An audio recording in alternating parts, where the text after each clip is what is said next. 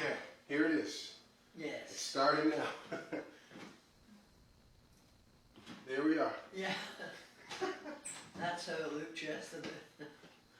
All right, so we're on prime time, and this is live. And I will, hopefully, if you guys want to chime in and check out what we got going on, you guys can type in questions, ask a question of me or Grandma, and hopefully we can answer them accordingly. So anyways, Grandma, this is Facebook. Yesterday you did Instagram. So right now what we're doing is we're going to talk to people online, and then we're going to be able to also talk about your life with the shortbread. And also just talk about anything that is, that might seem interesting or fun. I had a cool thought just to kind of reiterate going on what you and Laura were talking about yesterday about the shortbread. So Yes. what was, can you tell us your earliest memories of shortbread? Oh, when I was a toddler, Yeah. we ate shortbread. That was the only dessert we ever got from my mother, because first of all, it's very good for you, and everything in it is pure. Wow. So she would rather make a batch of shortbread than buy a box of cookies for the store. She felt that it was better for us.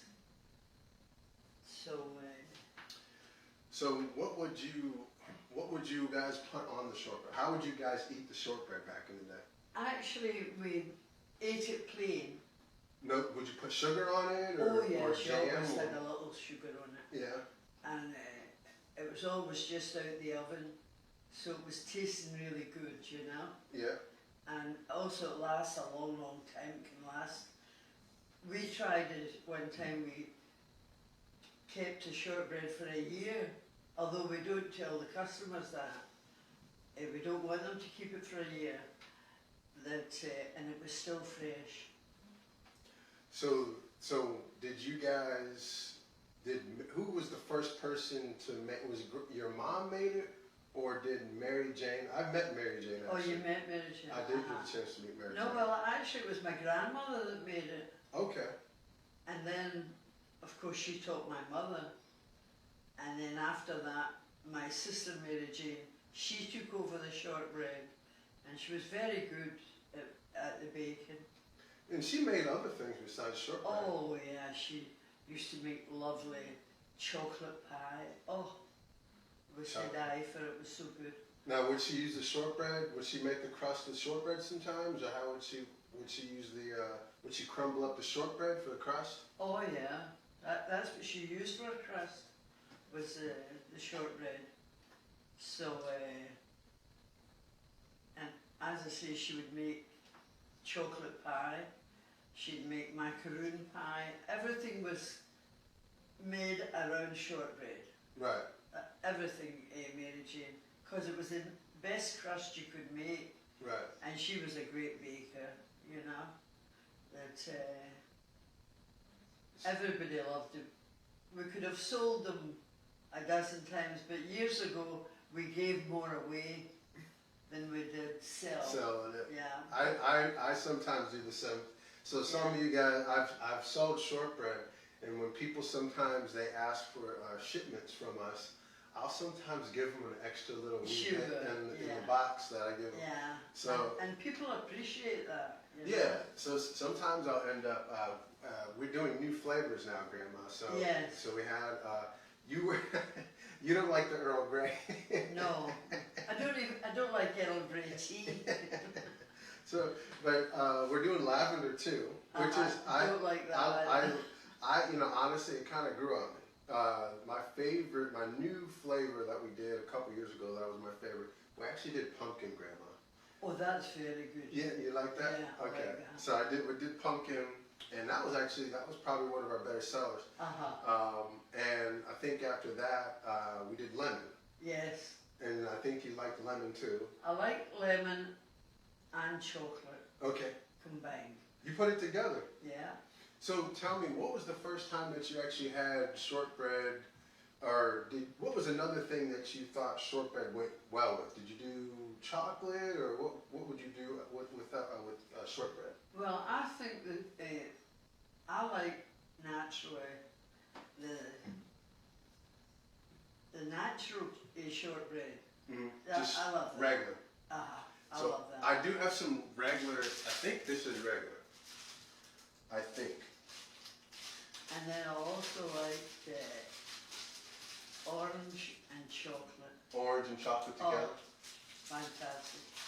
So I'm not sure which one this is. So you might not like this, because I don't know which one. I think it looks like traditional. Thank you. So we'll see. I want to see if anybody is tuning into our show. I'm not even sure how I can do that. Let's see here. Let's see here. Let's view as a visitor. And let's see. That is live. And we are streaming. It says we're live. We've been on live for 6 minutes, Grandma. And I'm wondering if people have any questions or they want to chime in on what's going on.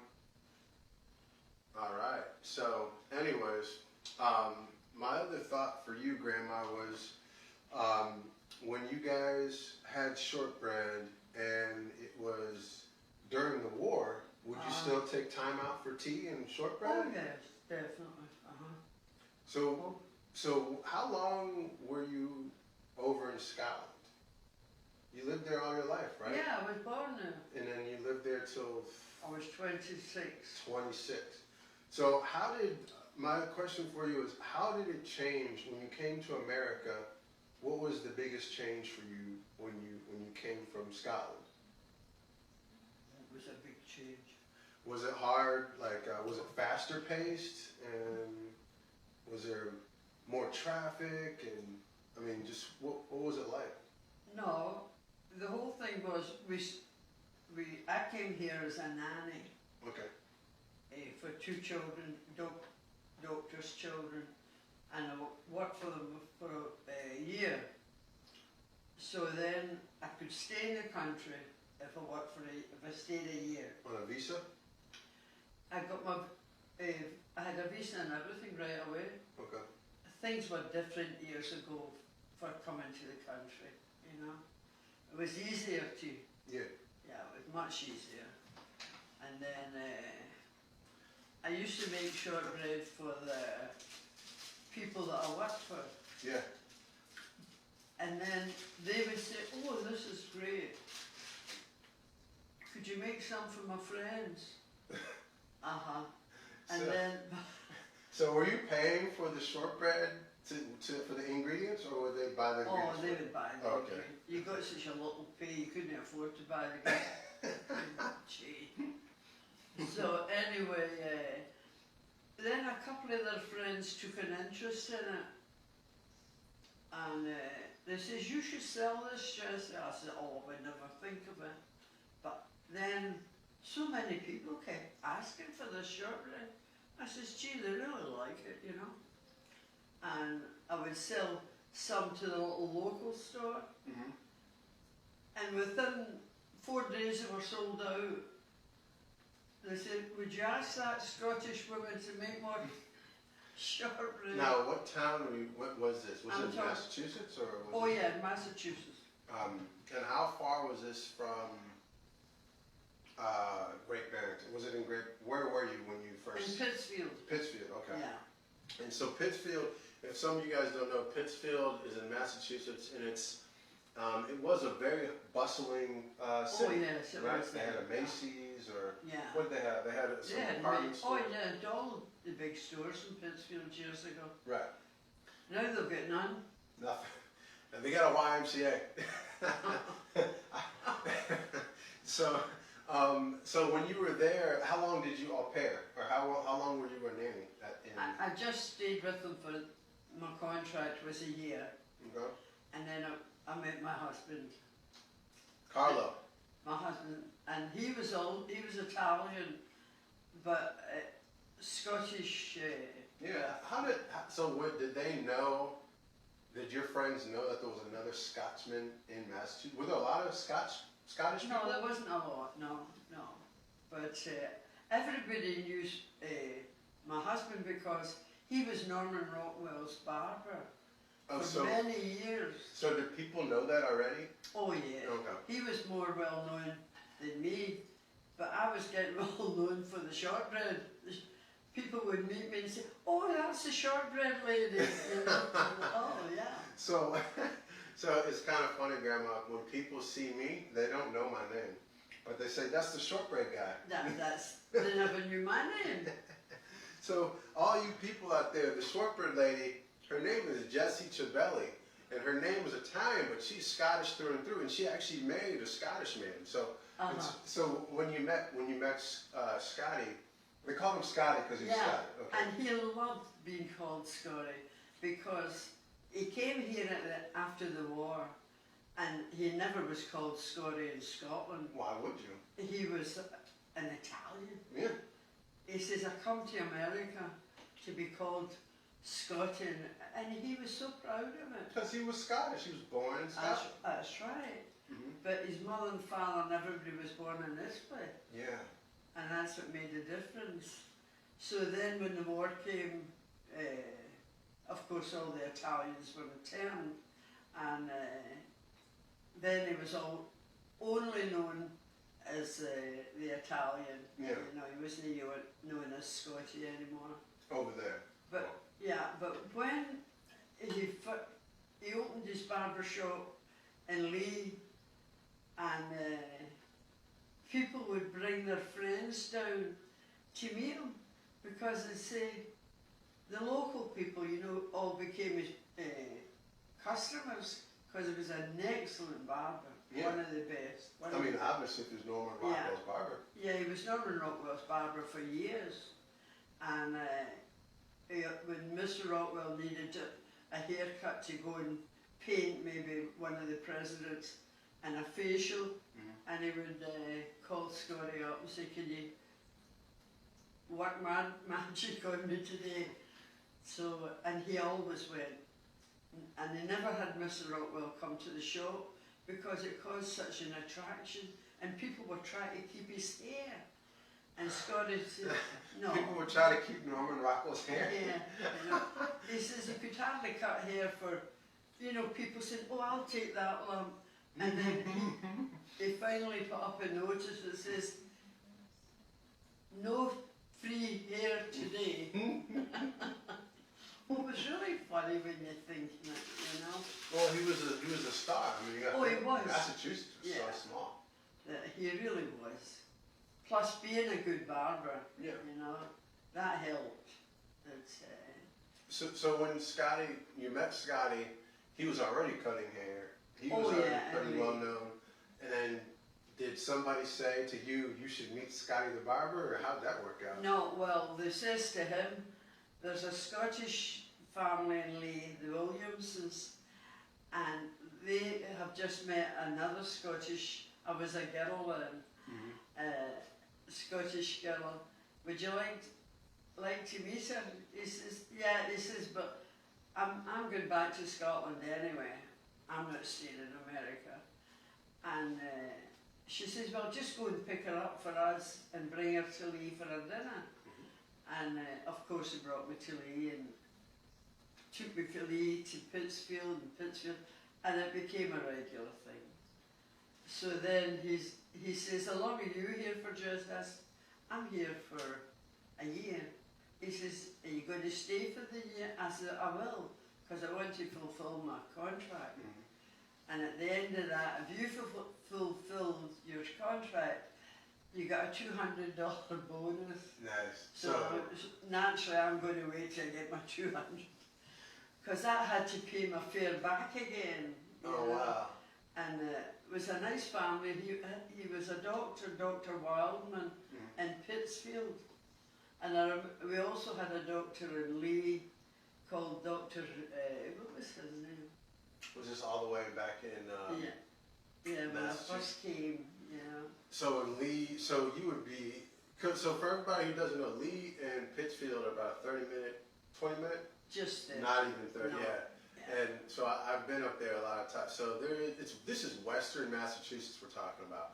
So it's picturesque, rolling hills, it's beautiful. Yeah, beautiful, Right. really beautiful. And that's why you stayed. Yeah, no, I stayed because of my Oh, husband. well, obviously, I mean.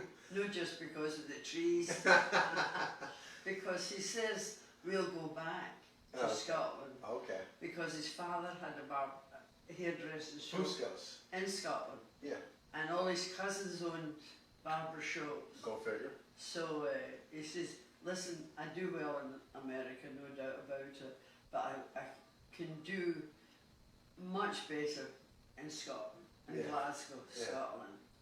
And he says, Imagine that though. He did really well. oh yeah, So who would have thought that he was going to do better? yeah, he done fantastic. Especially when he done Rockwell's here, that attracted a lot of people. Yeah. Because Rockwell always wanted to. Mr. Rockwell, my husband used to say to him, don't wait too long for a haircut. Come sooner so that you never look as if you had a fresh haircut. Gotcha. Look as if that was always the way you looked, you know? So you never cut it too short or left it too long. He designed Mr. Rockwell's hair that it was a wonderful haircut. Yeah. And then people started to come into the shop and Where ask did you for, get that? Yeah. Let me get the Rockwell. give me the Rockwell hair, you know? Hey, hold on. Willow, you gotta leave. We have a little bunny critter. Willow, you gotta go though. Go watch your TV. You're a good girl, darling. I know, you're a good girl. Can you go watch TV and close the door, please? Thank Thank you. you. Go watch TV and close the door. I'll give you a cookie when we're done, okay? You want some shortbread right now? I think there's more. Okay, I'll put something on for you. I want some more mermaid ones. There's some more. Okay, right now we're gonna put Paw Patrol on. Okay, No. and then I'll put the mermaid on after, okay? Because I'm doing something right now. Okay, when Can I I'm have done. a cookie? Yeah, you want a shortbread? No cookie. You want a black cookie? Yeah. Okay, I'll be right back. Grandma, tell them about the first time you came to America. Oh, I'll be right back. oh. Getting a little interruption. Yeah, I know, right? Willow, I told you you had to be quiet.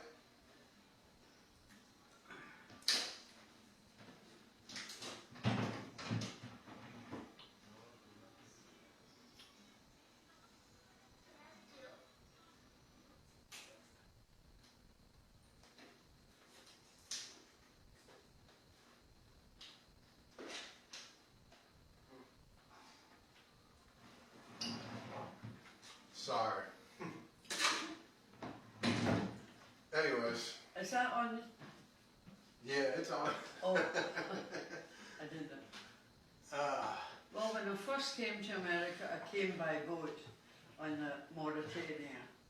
The Mauritania? That was That's the what it's name of called? the boat. And Mrs. Wellman was going to get her hair done in New York. And she says, she gave me $5. And she says, now don't just stay within the vicinity of the hotel. Don't go, don't get lost. I said, okay. So I was looking in a jeweler's window and this man stopped. Oh, they had shops on the ship? No, we had come off the ship. Oh, okay, got it. This Sorry. was in Pittsfield. This was in New York. And this man came up, young guy, and he says, are you in vacation? And I said, I was rather shy. I says, no, I'm here to work. Where are you working? None of your business. Because she had warned me, Yeah. don't talk to him. Because of pickpockets and just weird people. Yeah. Okay. It's New York.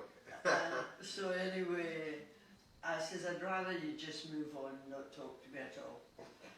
That was exactly what I was told to say. So anyway, then she came home and she went and got her hair done. and she gave me $5 to buy my lunch, and I didn't know how to count the money or anything, so Oh, because you were in pounds. yeah, Right. we were the pound.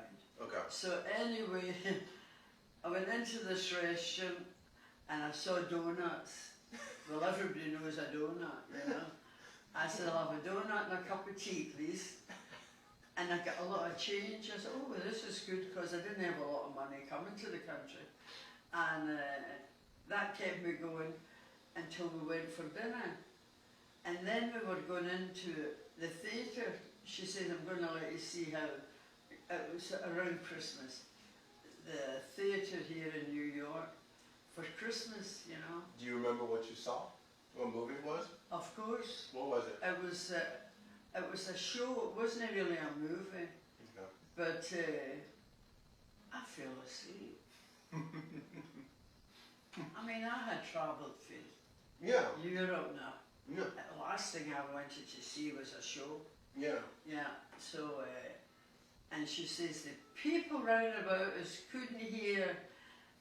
It was a show that comes on every Christmas Yeah. to this day Yeah. in New York, and they couldn't hear it for my snoring. And she keeps saying, and I had a terrible cold into the bargain, and I was a bit homesick. I was like, oh God, if I could swim home, I'd swim. It's your first time in America. Yeah, first time out the house. Gosh. I mean, for my mother. Well, where did you work back in Scotland? What was your job? I was a butcher. You were a butcher. Yeah, I was a meat cutter. Because all the men were in the war. Okay. All right, that makes sense. Yeah. So all the women had jobs. So this is the first time that women were working then. Oh yeah. And because all the men had all those jobs. Yeah. But then once the war started, somebody had to make That's money, right? right, Now, you did know. you work because you had to make money, or you just worked because? Oh, what? I was one of 13 children. Okay. We had to work. Yeah. You know. And then he saw how good I was cutting the meat. I mean, big sides of beef. When you Like think hanging of it. off the ceiling? Yeah, Okay. yeah. That they made me a full-fledged butcher Okay. at 14 and a half. Wow. Yeah. That's like Samaria. Samaria's only she's 12, so Samaria in a couple of years can be cutting up. That's right. She could be. And she's got the build for it, Yeah, you know. she's big like daddy. And the funny thing was, I had no intentions of becoming a butcher. I was working for a laundry lady that part-time from school. And she says, will you work for me after you leave school? It's only 14, you know. Yeah. So I says, oh sure. And I was standing outside the laundry shop, and the woman was late. So the man that owned the butcher shop, it was called Grant's Butcher Shop, he says, what are you doing here, Jason? Because that was my mother's butcher. And I says, oh, I'm working for Miss Grace. It's amazing how I can remember these names. So he says, what are you doing? I says, I deliver my laundry or something. I don't know, this is my first day. He says, much as you paying? I said, 15 shillings. Oh, he says, that's quite good. He says, you know, I'm so short-staffed, I could give you £1. Oh, that was a 5 shilling. That was the last time you were doing laundry. Oh, he says, would you take it? I said, of course. Yeah. So anyway, he gives me a butcher's apron and coat and showed me how to Was that the first time you cut meat? Oh yeah, yeah. So anyway, just as Aunt Miss Gracie came along, and she looks at the butcher shop and says, what are you doing, Jen? I said, Miss Gracie, I says, I'll work for you on my day off. I says, but he gave me 5 shillings more. She says, and it was only to give your mother the money. You didn't keep your pay in those days, you know. And she said, oh well, I think you'll get a bigger pay off the butcher than you will off me. Yeah. But if you would just come in on your day off and help me out, you know. And over there, when you delivered laundry, it was only like one shirt in a package, you know. Yeah, yeah. It wasn't like America A where big mountains of washing, dear God. So anyway, it worked out good. I worked for that butcher until I came to America. So, oh, wow. Yeah, and I Like remember 5 or so years? yeah, I remember the butcher says, I hope they treat you as good as we've treated you. Oh, I says, I'm only going for a year and I'll be back. But the year turned into Yeah. many years. Yeah, That's so, And then when I met my husband, and he introduced me to this other doctor, Dr. Fearman was Yeah. his name, and he says, I was telling my husband, it wasn't my husband then, but I was telling him, I says, oh, I met another friend of the doctor's, his name was Dr. Fearman. He says, oh, that's nice. What did he say, Dr. Wildman? What was his main, no, what did he specialise in? Mhm. And Dr. Fearman says, he had a stutter. He says, charging. Oh, I mean, I never thought it that funny. But then my husband would say, tell him when we meet people, tell him what Fearman says, charging. So anyway, So that was hard to have a conversation with the stuttering doctor. oh, they always wanted to meet you, you know. Yeah. That, and I had a good life with them. Not much money. I mean, you didn't get big pays in those days, you know. Yeah. But at least you get $200 at the end of the year. Yeah. Yeah. So how long were you in au pair? Did you just do that 1 year, or did you? I only done the 1 year. And then what I happened? would have been better off in Scotland financially. Yeah. Oh yeah, I was a full-fledged butcher. Yeah. Yeah, and then when I came here, and my husband would meet people that caught deer, and he'll say, "Oh, my wife will cut it for you," and I cut more deer. Some. Did it pay? No, we never took money off people. Oh. That's it. They would give you a load of meat. Meat? Did you eat the deer meat? No, I didn't like it, but my husband liked it. I'm not a deer meat person either. Do you like deer meat? No, I No. can't do it. I've had it before. Yeah, I I don't mean, like living it. in Virginia, of course. Oh yeah, but no, I had a good life in America, and when I got married, I walked right into a brand new little house, and Right. completely furnished, and you know, it really was quite a good. And then naturally you go into a bigger house, and then 5 years later you have 2 kids, and Yeah. that's Michael and Susan. Michael and Susan. Hello, Michael and Susan. If you guys watch this, watching you from afar, or you are watching us from afar.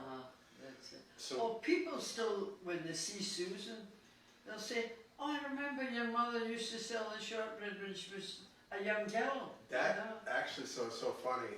When I went to Massachusetts to see if I could, sell any shortbread in some of the stores, they would taste it, and they would go, is this Jesse's shortbread? That's You right. know, and I'd say, yeah, it's just, and they say, how did you get this? Like, I know. because obviously, That's it. And I'd say, I'm Jesse's grandson, I know. Remember, we'd go to some of the food shows. Yeah. I said, "This is my grandson." Yeah. What?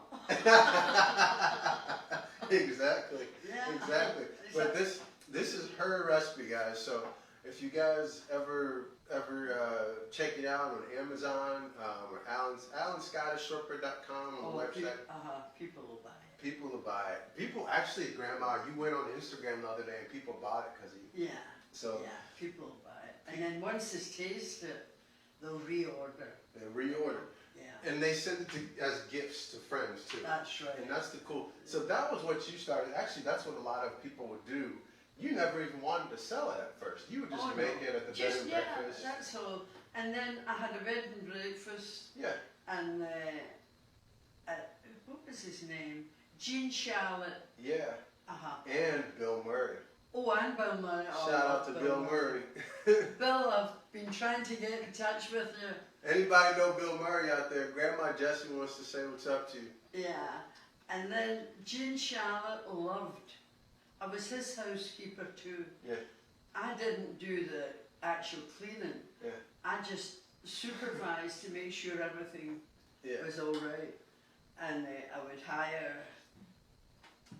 Actually, I hired my ex-daughter-in-law, and one day I went up to check in the house, and I couldn't believe it. She had taken her son with her that day, and he unrolled all of Jean Charlotte's tapes for the next show.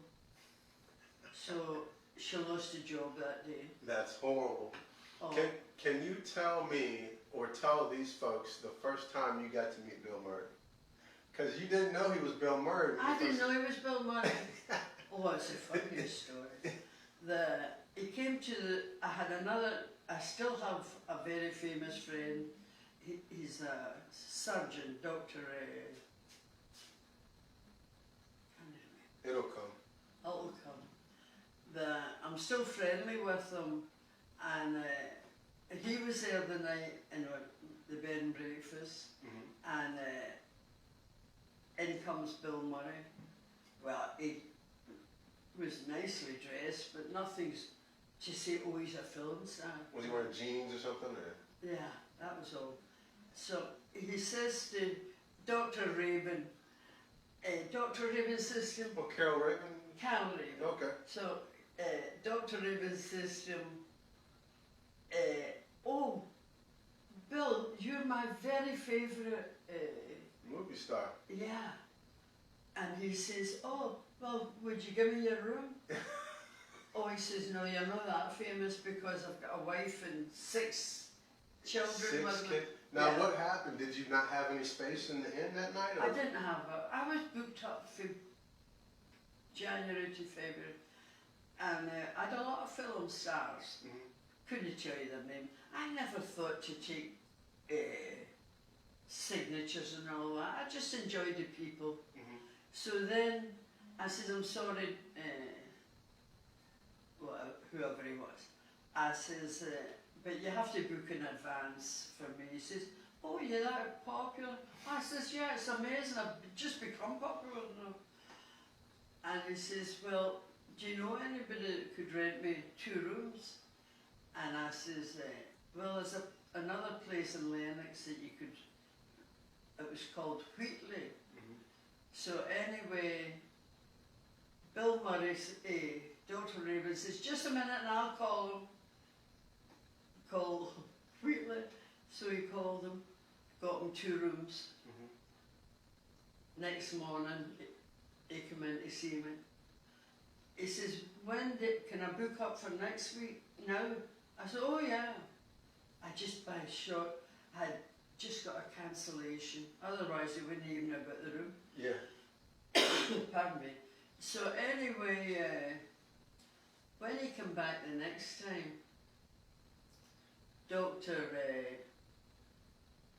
Raven wasn't there. So I says, how did you... Oh, and he was pouring out the coffee for the guests. Bill Murray was Bill pouring Murray, coffee. yeah. And one woman says, he only had on a nice t-shirt and the best of jeans. Yeah. And everybody loved him, except this one lady I had that had she took the room for the whole season. Yeah. Every night. Cost her a fortune.